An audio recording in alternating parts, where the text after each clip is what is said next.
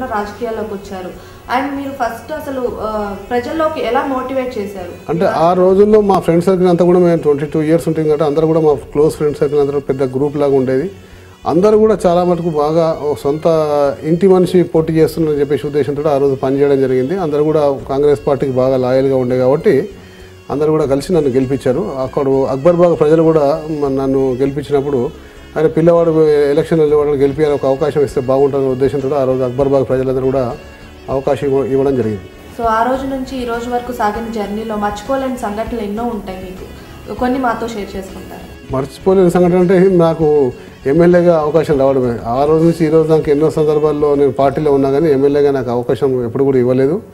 2009లో రాజశేఖర రెడ్డి గారు అవకాశం ఇవ్వడం జరిగింది కాబట్టి అది నాకు మర్చిపోలేని సంఘటన. డిగ్రీ పూర్తి చేసిన తర్వాత రాజకీయాల్లోకి వచ్చారు కదా, సో అప్పటి నుంచి అంటే కాలేజ్ స్టేజ్ నుంచి మీకు పాలిటిక్స్ మీద ఇంట్రెస్ట్ అనేది ఉందా? అంటే ఇంట్రెస్ట్ ఏం లేకుంటే కానీ నేను డిగ్రీ చదువుతున్నప్పుడే రాజకీయాలకు వచ్చాను. సెకండ్ ఇయర్లో ఉన్నప్పుడే రాజకీయాలు వచ్చాను. అప్పుడు పేపర్లో చదివిన మున్సిపల్ ఎలక్షన్స్ వస్తున్నాయని చెప్పి పేపర్లో చదివినాక మనం ఎందుకు ప్రయత్నం చేయకూడదని చెప్పేసి ఒకటి అనిపించి నాకు ఎటువంటి రాజకీయ పరిచయాలు లేకున్నా కానీ కేవలం స్నేహితులతో తీసుకెళ్ళి అందరినీ నా స్ట్రెంత్ చూపెట్టుకుని టికెట్ తెచ్చుకోవడం జరిగింది. సో అంతకన్నా బిఫోర్ రాజకీయాలన్నీ పెద్ద ఇన్వాల్వ్మెంట్ ఏం లేకుండే, కాకపోతే డైలీ రెగ్యులర్గా వాచ్ చేసేవాన్ని అనమాట.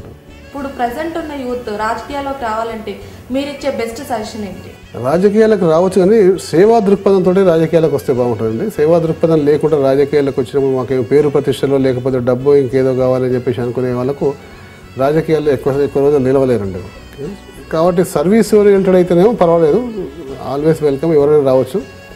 ఆ దృక్పథంతో యువత రాజకీయాలకు వస్తే బాగుంటుందని నా యొక్క అభిప్రాయం. అంటే ప్రెసెంట్ ఉన్న సిచ్యువేషన్స్లో యూత్ రాజకీయాల్లోకి వస్తే సక్సెస్ అవుతారంటారా? తప్పనిసరి సక్సెస్ అవుతారన్న దాంట్లో సందేహం లేదు, తప్పనిసరి. కానీ వాళ్ళ యొక్క యాటిట్యూడ్ ఏ విధంగా ఉండాలంటే సేవా దృక్పథం ఉంటే ఏంటంటే ప్రజలకు కొంచెం మేలు జరుగుతుంది, వాళ్ళు కూడా ముందుకు పోయే అవకాశం ఉంటుంది. ప్రజెంట్ ఉన్న సిచ్యువేషన్స్లో రాజకీయాల్లో గోడ దొరికే సందర్భాలు ఎక్కువగా కనిపిస్తున్నాయి, దీని మీద మీ కామెంట్ ఏంటి? అంటే పార్టీ మారే దాని మీద నాకు ఒక నిర్దిష్టమైన అభిప్రాయం ఉందండి. ఎందుకంటే అన్ని పార్టీల సిద్ధాంతాలు మంచి సిద్ధాంతాలు, ప్రతి పార్టీ కూడా ప్రజలకు సేవ చేయాలి, ప్రజలకు మంచి చేయాలని అనుకుంటాయి. కొన్ని సందర్భాల్లో అవి పొరపాట్లు చేస్తుంటాయి. పొరపాట్లు చేసినప్పుడు ప్రజలు దాన్ని తిరస్కరిస్తారు, మళ్ళీ వేరే పార్టీకి పట్టం కడుతుంటారు. కాబట్టి పార్టీ సిద్ధాంతాలు మంచివి అయినప్పుడు మనం పార్టీలు మారవలసిన అవసరం ఏంది. ఒకవేళ సిద్ధాంతాల్లో ఎప్పుడైనా పొరపాటు లోపం వస్తే వితిన్ ద పార్టీలో ఫైట్ చేయొచ్చు మనం. కాబట్టి ఆ అభిప్రాయం నాకుంది. కాబట్టి ఇప్పటిదాకా నేను ప్రారంభించినప్పుడు ఇప్పుడు ఈ 25 ఇయర్స్లో ఏ రోజు కూడా పార్టీ మారలేదు. ఎన్నో అవమానకరమైన సంఘటనలు నాకు పార్టీలో ఎదురైనాయి, అయినా కానీ ఎప్పుడు కూడా నేను పార్టీ మారలేదు, ఒకటే పార్టీలో కొనసాగుతా ఉన్నా. ప్రజెంట్ ఉన్న సిచ్యువేషన్స్లో మీరు రాజకీయాల ప్రజలతో ఎప్పుడు బిజీగా ఉంటారు, సో ఫ్యామిలీని చాలా మిస్ అవుతారు కదా, సో మరి ఎలా మేనేజ్ చేస్తున్నారు? సరే, ఇక అంతే మొత్తం ఎలా మేనేజ్ చేస్తున్నాం అంటే పర్ఫెక్ట్గా మేనేజ్ చేయలేమండి. ఇంత కొంచెం మొత్తానికైతే మేనేజ్ చేస్తాం కానీ అంత 100% సాటిస్ఫాక్షన్గా మేనేజ్ చేయలేము, కానీ ఒక 60-70% దాకా మేనేజ్ చేయగలుగుతామండి. సో మీరు కాలేజ్ వైస్లో క్రికెట్ ఎక్కువగా ఆడుతుండే వాళ్ళు కదా, సో ఇప్పుడు అది అంటే ఫ్రెండ్స్ని కానీ అంటే ఆ ఇన్స్టెంట్స్ని కానీ మిస్ అవుతూ ఉంటారు.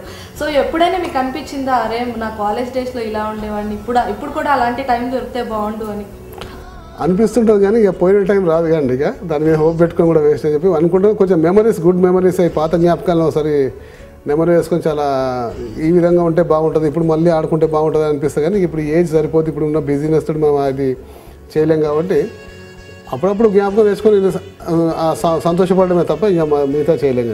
కానీ మీ పేరెంట్స్ ఏం చేస్తూ ఉండేవాళ్ళు? మా ఫాదర్ గవర్నమెంట్ ఎంప్లాయీ అండి. మా మదర్ హౌస్ వైఫ్.